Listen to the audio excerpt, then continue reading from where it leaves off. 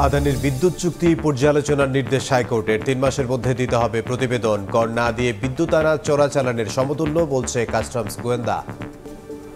অনির্বাচিত সরকারের ভিন্ন দিকে যাওয়ার ভয় মির্জা ফখরুলের, নির্বাচনের দিনক্ষণ নয়, রোড ম্যাপ চায় বিএনপি।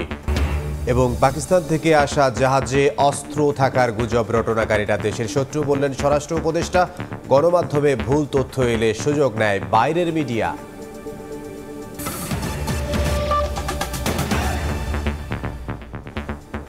সময় সংবাদের সঙ্গে আছে আমি ইমদাদুল হক। ভারতীয় গ্রুপ আদানির সঙ্গে করা বিদ্যুৎ চুক্তি পুনর্মূল্যায়ন করতে উচ্চ পর্যায়ের কমিটি গঠনের নির্দেশ দিয়েছেন হাইকোর্ট। ৩ মাসের মধ্যে দিতে হবে প্রতিবেদন। সবার আগে দেশের স্বার্থ মন্তব্য করে চুক্তির সময় দর কষাকষি হয়েছে কিনা সেটিও অনুসন্ধানের নির্দেশ দিয়েছেন উচ্চ আদালত। আদানির বিদ্যুৎ ক্রয় নিয়ে সমালোচনা আছে ভারত ও বাংলাদেশে। অভিযোগ ওঠে চুক্তিতে মুনাফা বৃদ্ধির বিশেষ সুবিধা নিয়েছে ভারতীয় কোম্পানিটি। দেশের স্বার্থ বিসর্জন দেয়া এমন চুক্তি করাই রিট হয় উচ্চ আদালতে মঙ্গলবার, যার শুনানিতে রিটকারী বলেন চুক্তিটি সম্পূর্ণরূপে দেশের স্বার্থ বিরোধী। পরে হাইকোর্ট চুক্তি পুনর্বিবেচনা কেন করা হবে না তা জানতে চেয়ে রুল জারির পাশাপাশি উচ্চ ক্ষমতা সম্পন্ন কমিটি গঠনের নির্দেশ দেন। আন্তর্জাতিক চুক্তি বলেন আর দেশীয় চুক্তি বলেন, যে কোনো চুক্তিতে একটা চুক্তির প্যারামিটার হলো এইটার টার্মস অ্যান্ড কন্ডিশনসগুলো ন্যায্যতা এবং সমতার ভিত্তিতে হবে।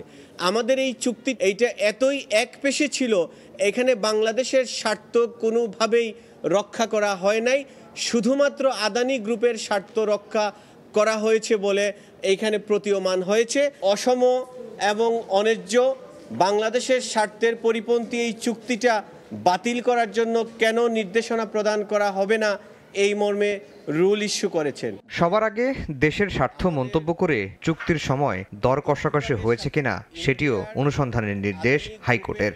এইখানে প্রতারণামূলকভাবে আমাদের জাতির উপর এই চুক্তিটাকে চাপিয়ে দেওয়া হয়েছে, যেটার খেসারত আমাদের 18 কোটি মানুষকেই দিতে হবে। এই চুক্তিটার সিগনেচারের পূর্বে আদানি গ্রুপের সাথে যে দর কষাকষি হয়েছিল, সেই দর কষাকষি সংক্রান্ত যত মিনিট আছে এবং যত আপনার তথ্য উপাত্ত আছে, ডকুমেন্টস আছে, সেইগুলো 1 মাসের মধ্যে আদালতের সামনে উপস্থাপনের জন্য নির্দেশ দিয়েছেন। 2023 সাল থেকে ভারতের ঝাড়খণ্ডে অবস্থিত আদানি পাওয়ার লিমিটেডের প্রায় 1,500 মেগাওয়াট বিদ্যুৎ আমদানি করছে বাংলাদেশ। আফজাল হোসেন, সময় সংবাদ, ঢাকা। আদানির বিদ্যুৎ আমদানির কর দেবে কে? কাস্টমস গোয়েন্দা ও তদন্ত অধিদপ্তর বলছে কোনোভাবেই ওই শুল্ক ছাড় দেয়া হবে না। অন্যদিকে আমদানিকারক পিডিবি বলছে টাকা নেই তাদের।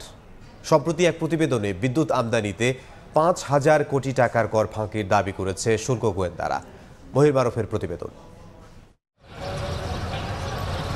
1.5 বছরের বেশি সময় ধরে শুল্ক পরিশোধ না করেই ভারতীয় কোম্পানি আদানির কাছ থেকে বিদ্যুৎ আমদানি করছে পিডিবি। এই সময়ে আমদানির বিপরীতে প্রায় 40 কোটি মার্কিন ডলার শুল্ক জমা হয়েছে, যা দেশীয় মুদ্রায় প্রায় 5,000 কোটি টাকা।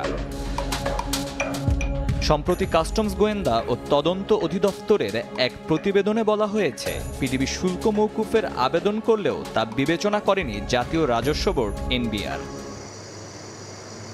শুল্ক পরিশোধ না করে পিডিবির এই বিদ্যুৎ আমদানিকে চোরাচালানের সঙ্গে তুলনা করলেন কাস্টমস গোয়েন্দা ও তদন্ত অধিদপ্তরের মহাপরিচালক। তারা আমাদের কাছে শুল্ক সুবিধার জন্য যে রিকোয়েস্ট পাঠিয়েছে সেটার সাথে চুক্তি পাঠায়নি। তো চুক্তি না পাঠালে তো আমরা সুবিধা দিতে পারি, এরপরে তারাও যোগাযোগ করেনি। তারা নিজেদেরকে শুল্ক মওকুফ করে পণ্যটা আমদানি করেছে। কাস্টমসের আইনে এটা একটা ক্লিয়ারলি স্মাগলিং হয়েছে। শুল্ক ফাঁকি ঘটনা শুধু না, এটা স্মাগলিং, কারণ এখানে কিন্তু তারা কোনো বিল অফ এন্ট্রি যেটা সেটাও সাবমিট করেনি। তাইলে এই বিদ্যুৎটা কিন্তু চোরাচালানভাবে আপনি আইনগতভাবে দেখলে সরাসরি এটা চোরাচালানের মাধ্যমে কিন্তু বাংলাদেশে প্রবেশ করেছে। আগে ভারতীয় প্রতিষ্ঠান থেকে বিদ্যুৎ আমদানিতে শুল্ক মাফ করা হয়েছে, তাই আদানির ক্ষেত্রেও এমনটা ভেবে নেওয়া হয় বলে জানান পিডিবির চেয়ারম্যান। আর শুল্ক পরিশোধে অর্থ মন্ত্রণালয়ের দিকেই তাকিয়ে তিনি। আমরা কোনো চিঠির মাধ্যমে কোনো কনসোলেটেড কোনো ফিগার বা কোনো কিছু এখন পর্যন্ত আমরা এটা অফিসিয়ালি এখনো পাইনি। মন্ত্রণালয়ে অলরেডি আমরা আবার একটা চিঠি লিখেছি এত বিষয়ে করণীয় সম্পর্কে আমরা জানতে চাইছি আর কি। একজন জ্বালানি বিশেষজ্ঞ বলছেন, শুরু থেকেই আদানির সঙ্গে বিদ্যুৎ চুক্তি নিয়ে আওয়ামী লীগ সরকারের অবস্থান ছিল অস্পষ্ট। চুক্তিটি দেশের স্বার্থবিরোধী সেটি এখন প্রকাশ পাচ্ছে। আমি আমার সবকিছু বিসর্জন দিয়ে এমন একটা চুক্তি করব যেটা দেশের জন্য ক্ষতিকর। এখানে তাই হয়েছে, এখানে লুকোচুরি হয়েছে, কন্ট্রাক্টের আগে পরে অনেক কিছু আমাদের পাওয়ার ডেভেলপমেন্ট বোর্ডকে জানতে দেওয়া হয় নাই। অবশ্যই আমাদেরকে সব কিছু জানিয়ে করা উচিত ছিল, আমরা জানি নাই। এই কাস্টমসের ব্যাপার যেটা, এটা অবশ্যই একটা ভালো জিনিস না। সম্প্রতি এক অনুষ্ঠানে অর্থ উপদেষ্টা সালেউদ্দিন আহমেদ আদানির বিদ্যুৎ আমদানিতে করের কোনো বিধান না রাখায় শেখ হাসিনা সরকারের সমালোচনা করেন। মহির মারুফ, সময় সংবাদ, ঢাকা। এবার অন্যান্য প্রসঙ্গ। রাজধানীর ডিপ্লোমা ইঞ্জিনিয়ার্স ইনস্টিটিউটে বিএনপির কর্মশালায় ভার্চুয়ালি বক্তব্য রাখছেন দলটির ভারপ্রাপ্ত চেয়ারম্যান তারেক রহমান। সরাসরি যাচ্ছে সেখানে। যে চেঞ্জ হবে না তা না, এর ভিতরে আমরা সেটি গ্রহণ করব। অবশ্যই সেটির আলোকে সেটি সকলের কাছে রাষ্ট্র পরিচালনার দায়িত্বে থাকি, সেটির আলোকে অবশ্যই আমরা দেশের পলিসি গ্রহণ করব সকল মানুষের কাছে। কেউ যদি ভালো কিছু দেন অবশ্যই আমরা তা গ্রহণ করব। এখন প্রিয় সহকর্মীবৃন্দ, এখানে থেকে প্রশ্ন এসছে যে আমরা এই 31 দফা নিয়ে কতদূর কিভাবে যাব। আমার মনে হয় আপনারা এখানে আজকে যারা উপস্থিত আছেন, আপনারা সকলে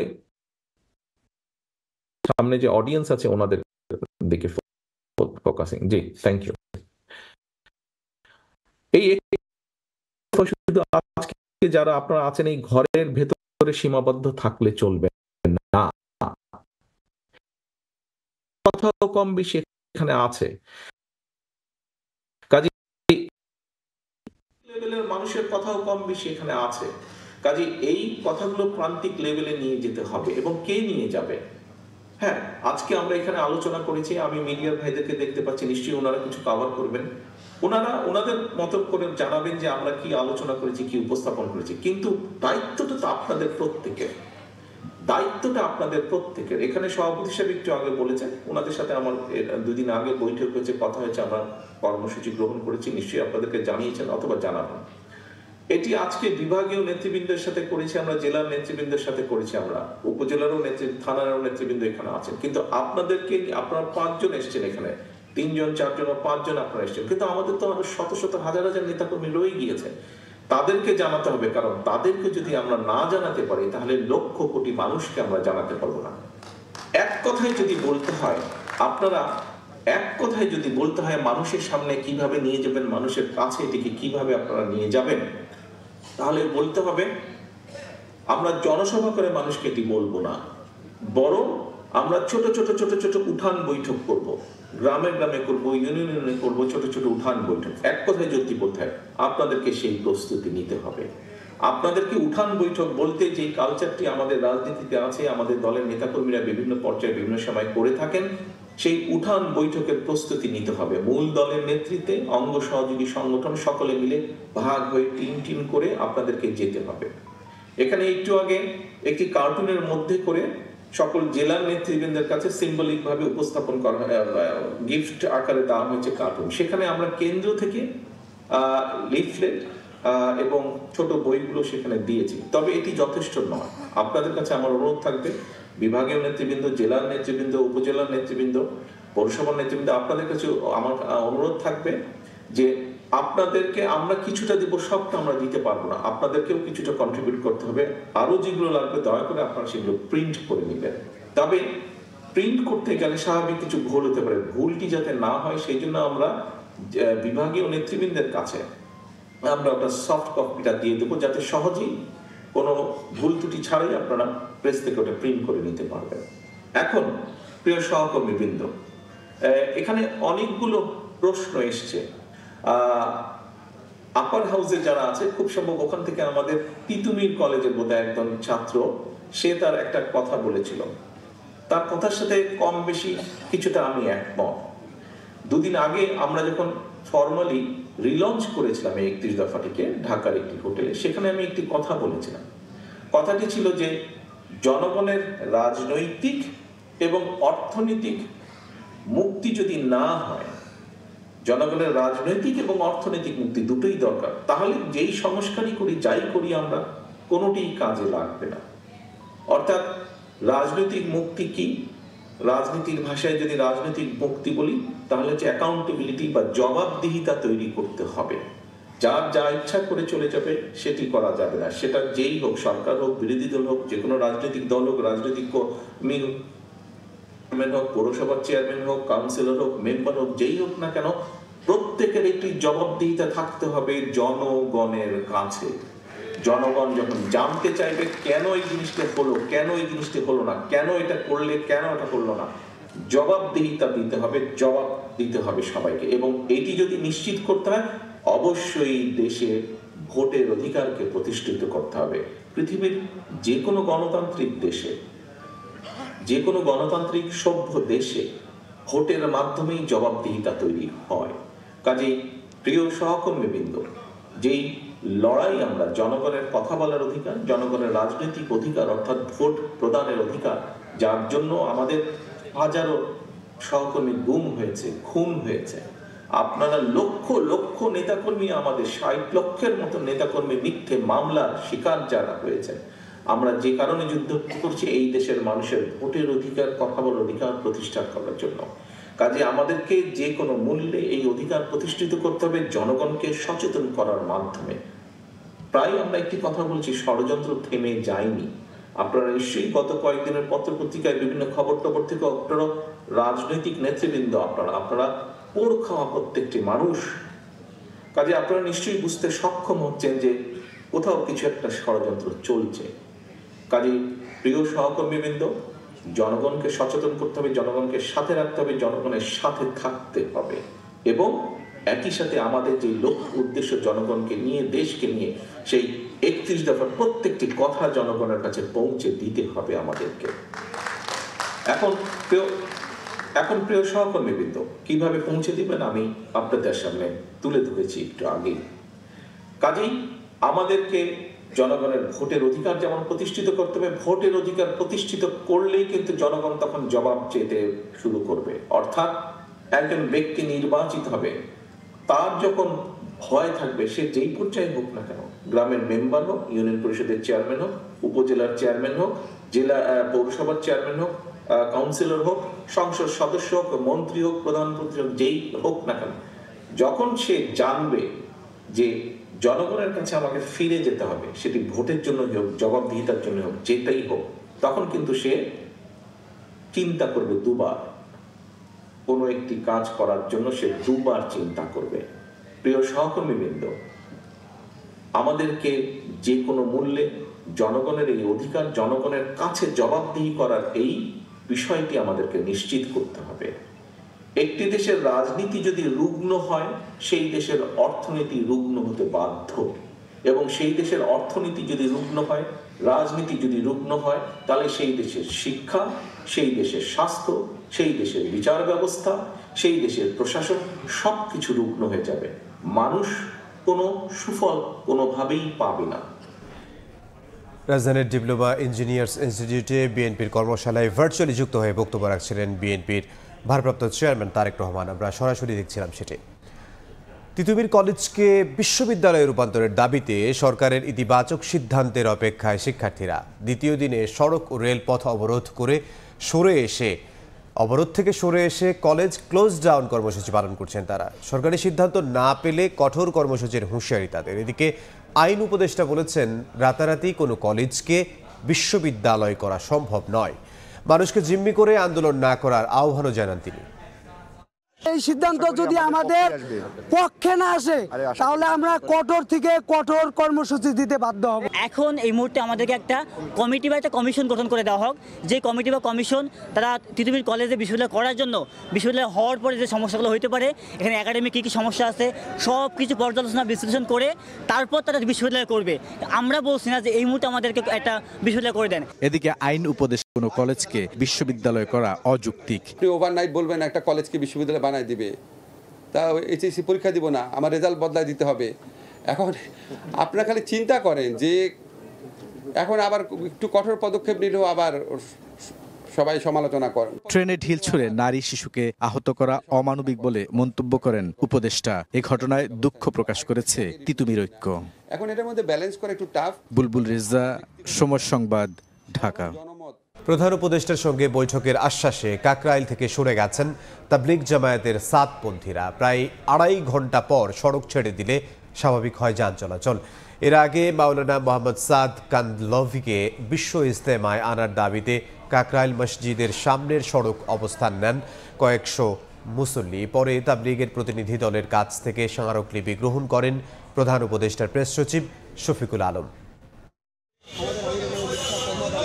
সাপ্তাহিক মাসোয়ারা কার্যক্রম শেষে কাকরাইল মসজিদ থেকে প্রধান উপদেষ্টার বাসভবন যমুনা অভিমুখে তাবলিগ জামাতের সাতপন্থী কয়েকশো মুসল্লি। তাদের উদ্দেশ্য মাওলানা সাদ কান্দলভিকে বিশ্ব ইজতেমায় আনার ব্যবস্থা করা। মাওলানা সাদকে আসার ব্যবস্থা করার জন্য সরকারের কাছে আমরা অতি বিনয়ের সহিত অনুরোধ করছি। আমরাও নামিনি কখনো রাস্তার মধ্যে, কিন্তু আমাদের আমির বাংলাদেশে আসবেন না মাওলানা সাদ, আর আমরা এটা মেনে নিব, এইটা মনে করা ভুল হচ্ছে। উনি সারা বিশ্বের আমির, উনি মাশরিক, মাগরিব, শিমাল, জুনুব, সারা দুনিয়ার আমির।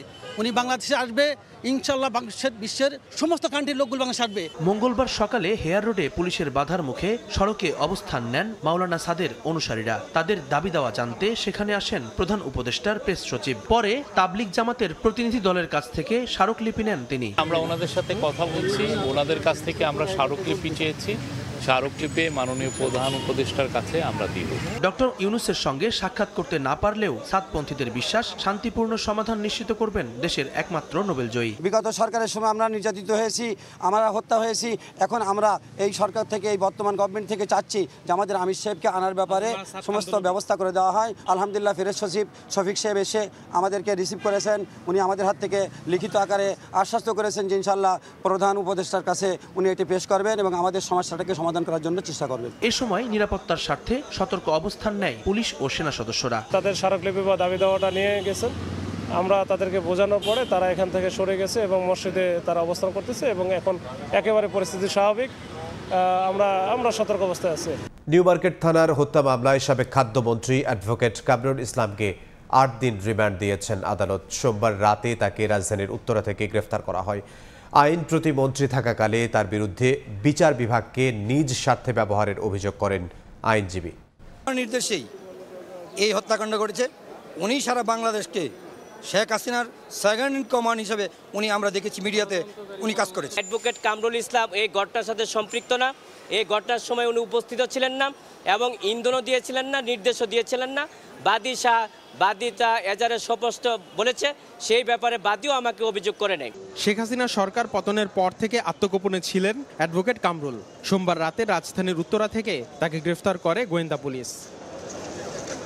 আসিফ মোহাম্মদ সিয়াম, সময় সংবাদ, ঢাকা। কাল উপদেষ্টা পরিষদের বৈঠকে উঠছে আন্তর্জাতিক অপরাধ ট্রাইব্যুনাল আইন সংশোধন অধ্যাদেশ। খসড়ায় রাজনৈতিক দলের বিরুদ্ধে ব্যবস্থা নিতে ট্রাইব্যুনালের সুপারিশ করার সুযোগ রাখা হয়েছে বলে জানিয়েছেন আইন উপদেষ্টা। উচ্চ আদালতে বিচারক নিয়োগে 2 সপ্তাহের মধ্যে নতুন আইন করা হবে বলেও জানিয়েছেন তিনি। প্রয়োজনীয় কিছু সংস্কার শেষেই সরকার দ্রুত নির্বাচনের পথে হাঁটবে বলেও জানান উপদেষ্টা। অন্তর্বর্তী সরকারের 100 দিনে আইন মন্ত্রণালয়ের কার্যক্রম ও পরিকল্পনা নিয়ে মঙ্গলবার সচিবালয়ে সংবাদ সম্মেলনে কথা বলেন আইন উপদেষ্টা। আইন মন্ত্রণালয় থেকে কি কাজ করে ছাত্র জনতার আন্দোলনে 1 আগস্ট থেকে 5 আগস্ট পর্যন্ত দায়ের করা সব ফৌজদারি মামলা প্রত্যাহার করা হয়েছে বলে জানান উপদেষ্টা। সাইবার সিকিউরিটি আইনে হওয়া সব মামলাও বাতিল হবে, তবে হ্যাকিং ও সাইবার অপরাধ সংক্রান্ত মামলা চলবে। আদালতে আইন কর্মকর্তা নিয়োগ দেয়ায় ঢালাও মামলা প্রতিরোধ করা সম্ভব হবে বলেও জানান তিনি।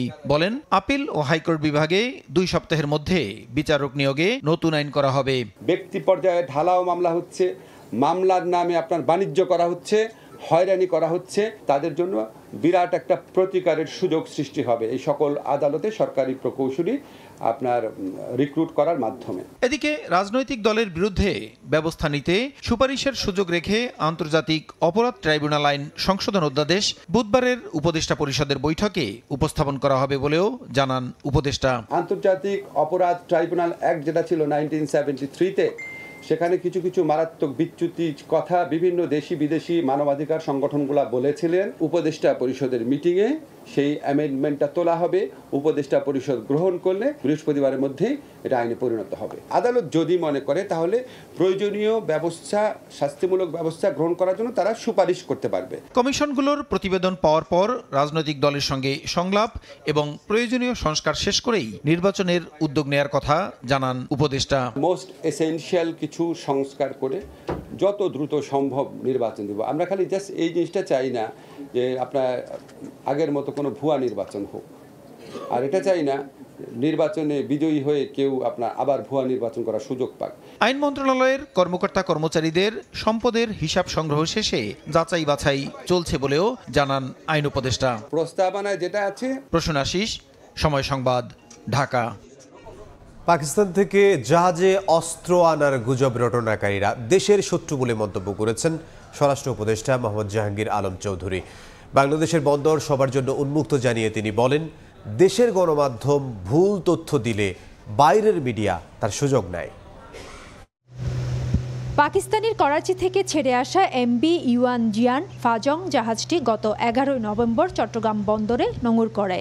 সেটিতে 328টি ইউএস কন্টেনারে শিল্পের কাঁচামাল ও নানা ভোগ্যপণ্য থাকলেও জাহাজে করে অস্ত্র এসেছে এমন তথ্য ছড়ায় একটি মহল। এমন পরিস্থিতিতে সোমবার চট্টগ্রামে আসেন স্বরাষ্ট্র উপদেষ্টা মোহাম্মদ জাহাঙ্গীর আলম চৌধুরী। এই দিন দুপুরে চট্টগ্রাম মেট্রোপলিটন পুলিশের মিডিয়া সেন্টারে মতবিনিময় সভায় উঠে আসে বন্দরে পাকিস্তানি জাহাজ আসার প্রসঙ্গ। উপদেষ্টা বলেন, বাংলাদেশের বন্দর সবার জন্য উন্মুক্ত। পাকিস্তান থেকে জাহাজে অস্ত্র আনার গুজব রটনাকারীরা দেশের শত্রু। আমাদের দেশে কি কোনো দেশে জাহাজে আসা কি নিষেধ আছে? আমার দেশ ওপেন, সবার জন্য খোলা। খেজুর, পেঁয়াজ যেটা আমার এখন দরকার, রোজার সময় আমার খেজুর দরকার, তো এটা আসছে, আলু এইগুলি আসছে, তো এগুলিকে আমি আসতে দিব না?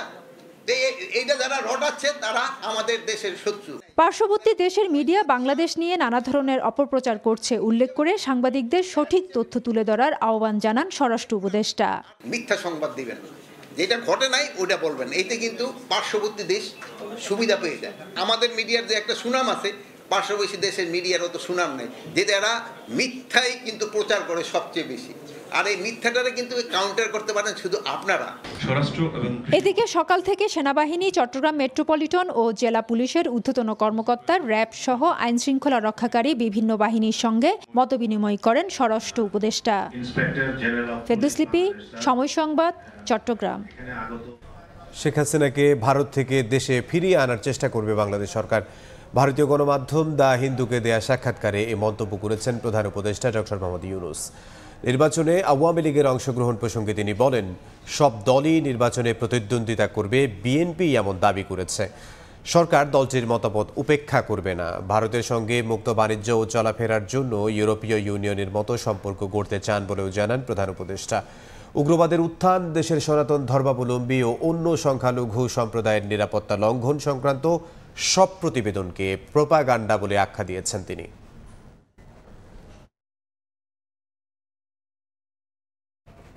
অনির্বাচিত সরকার ভিন্ন দিকে চলে যেতে পারে বলে শঙ্কা প্রকাশ করেছেন বিএনপি মহাসচিব মির্জা ফখরুল ইসলাম আলমগীর।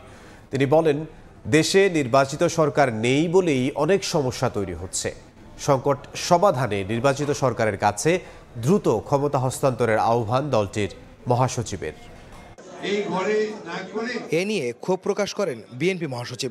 বিভিন্ন সময় রাস্তা অবরোধ করে আন্দোলন করার উদ্দেশ্য নিয়ে প্রশ্ন তোলেন তিনি। পাশাপাশি সরকারকেও একহাত নেন মির্জা ফখরুল। কথা নাই বার্তা নাই, ঠিক এই সময় আপনার সমস্ত দাবি চলে আসছে। এতদিন যে ফ্যাসিস্ট ওদেরকে পিষলো, পায়ের নিচে রেখে দিল, তখন কেউ কথা বললো না। ওরা জিজ্ঞেস করে বলে তখন কথা বলার সুযোগ ছিল না। এখন তো সুযোগ পেয়েছি, এখন বলছি। এটা থেকে পরিত্রাণের একমাত্র উপায়, জাতিকে রক্ষা করার একমাত্র উপায়, শহীদ জিয়াকে অনুসরণ করে সকলের সঙ্গে আলোচনা করে অতি দ্রুত নির্বাচনের ব্যবস্থা করুন। দেশ নিয়ে পতিত সরকারের লোকজন ষড়যন্ত্র করছে, এই যুক্তি তুলে ধরে সরকারকে দ্রুত নির্বাচনের রোডম্যাপ ঘোষণা করার আহ্বান জানান মির্জা ফখরুল। ইলেকশন কমিশনকে ঠিক করে, প্রশাসনকে ঠিক করে, বিচার ব্যবস্থাকে ঠিক করে নির্বাচনের দিকে যান। বাকিগুলো যারা নির্বাচিত হয়ে আসবে তারা করবে। আমরা তো এটাও বলেছি যে নির্বাচিত হয়ে আসতে পারলে আমরা একা দেশ চালাবো না, আমরা একটা জাতীয় সরকারের মধ্যে সমস্ত দলগুলোকে নিয়ে যারা আমাদের সঙ্গে আন্দোলন করেছে তাদেরকে নিয়ে আমরা দেশ চালাবো। রাজধানীর ডিপ্লোমা ইঞ্জিনিয়ার্স ইনস্টিটিউট মিলনায়তনে এক অনুষ্ঠানে যোগ দিয়ে বিএনপি নেতা মঈন খান বলেন, যতটুকু সংস্কার প্রয়োজন ঠিক ততটুকু করেই অন্তর্বর্তী সরকারের নির্বাচন দেওয়া উচিত। নির্বাচনের একটি সুষ্ঠু নিরপেক্ষ নির্বাচনের জন্য যে সংস্কারগুলো অত্যাবশ্যকীয় প্রয়োজন সেই সংস্কারগুলো সম্পাদন করে একটি সুষ্ঠু নিরপেক্ষ নির্বাচন দিতে হবে। গণ অভ্যুত্থান কোনো একক গোষ্ঠীর নয়, সবার ঐক্যবদ্ধ প্রচেষ্টায় অর্জিত। এই সফলতা ধরে রাখতে সবাইকে সজাগ থাকার আহ্বান জানান ডক্টর মঈন খান। আহমেদ সালেহীন, সময় সংবাদ, ঢাকা। রাজশাহীর সারদা পুলিশ একাডেমিতে 40তম বিসিএস ব্যাচের সহকারী পুলিশ সুপার ও ক্যাডেট এসআইদের সমাপনী কুচকাওয়াজ অনুষ্ঠান স্থগিত করা হয়েছে। পুলিশ সদর দপ্তর থেকে আলাদা বিজ্ঞপ্তিতে তথ্য দেওয়া হয়। সারদায় বর্তমানে 38তম বিসিএস ব্যাচের 3 এবং 40তম ব্যাচের 63 জন সহ মোট 66 জন শিক্ষানবিশ সহকারী পুলিশ সুপার প্রশিক্ষণ গ্রহণ করছেন।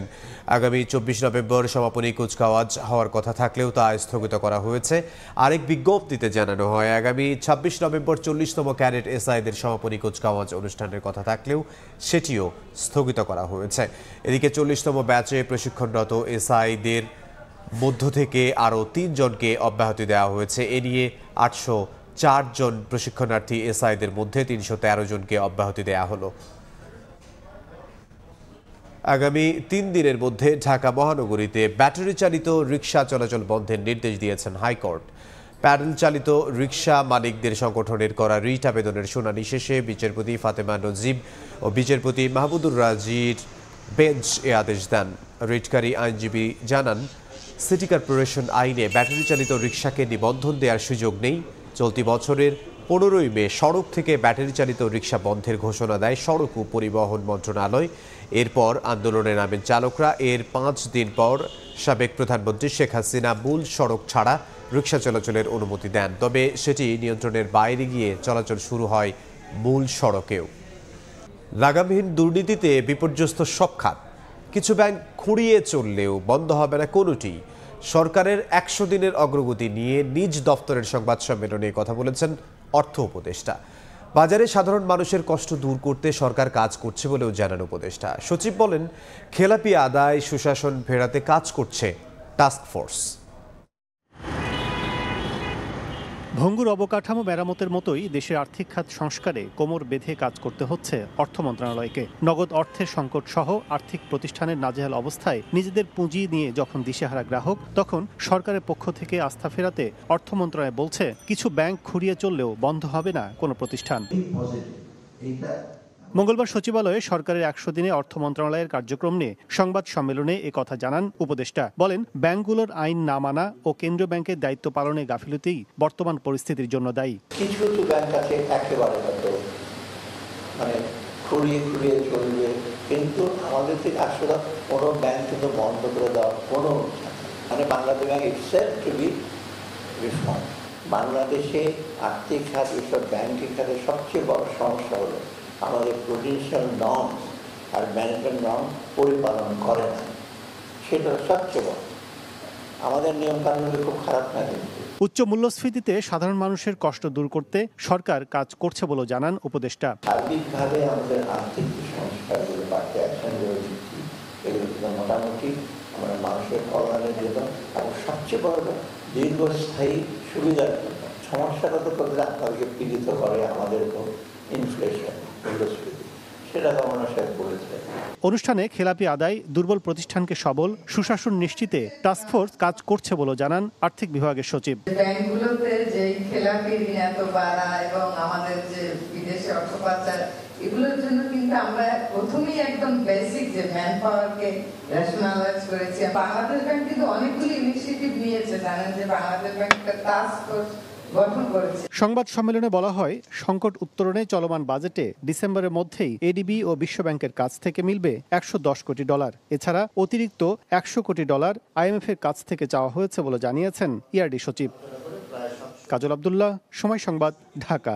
স্যানিটেশন ও স্বাস্থ্যবিধির গুরুত্ব নিয়ে সচেতনতা বাড়াতে বিশেষ অনুষ্ঠানের আয়োজন করেছে টয়লেট ক্লিনার ব্র্যান্ড হারপিক। এর মাধ্যমে উন্নত টয়লেট সুবিধার প্রচার ও স্যানিটেশন পরিস্থিতির উন্নতির প্রয়োজনীয়তার উপর গুরুত্ব দেওয়া হয়।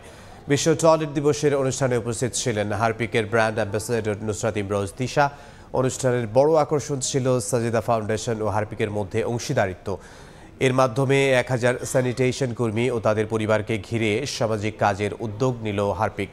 এই কর্মসূচির আওতায় শিশুদের স্বাস্থ্যবিধি সম্পর্কে সচেতন করতে একটি কমিক বই প্রকাশিত হয়েছে।